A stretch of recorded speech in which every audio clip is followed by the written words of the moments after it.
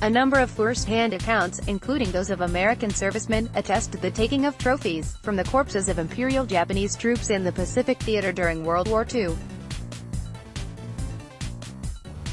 Historians have attributed the phenomenon to a campaign of dehumanization of the Japanese in the U.S.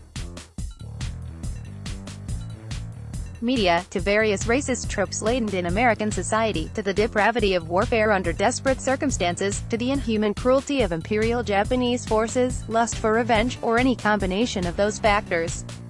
The taking of so-called trophies was widespread enough that, by September 1942, the Commander-in-Chief of the Pacific Fleet ordered that no part of the enemy's body may be used as a souvenir, and any American serviceman violating that principle would face stern disciplinary action.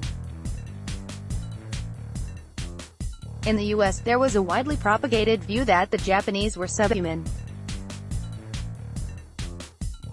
There was also popular anger at the Japanese surprise attack on Pearl Harbor, amplifying pre-war racial prejudices. The U.S. media helped propagate this view of the Japanese, for example describing them as "yellow vermin." In an official U.S. Navy film, Japanese troops were described as "living, snarling rats." The mixture of underlying American racism, which was added to by U.S. wartime propaganda, hatred caused by the Japanese War of Aggression, and both real and also fabricated Japanese atrocities, led to a general loathing of the Japanese.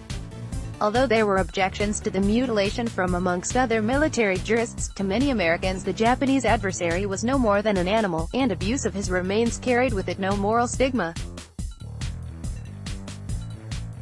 According to historian Niall Ferguson, to the historian who has specialized in German history, this is one of the most troubling aspects of the Second World War, the fact that Allied troops often regarded the Japanese in the same way that Germans regarded Russians, as untermenschen. Since the Japanese were regarded as animals, it is not surprising that Japanese remains were treated in the same way as animal remains.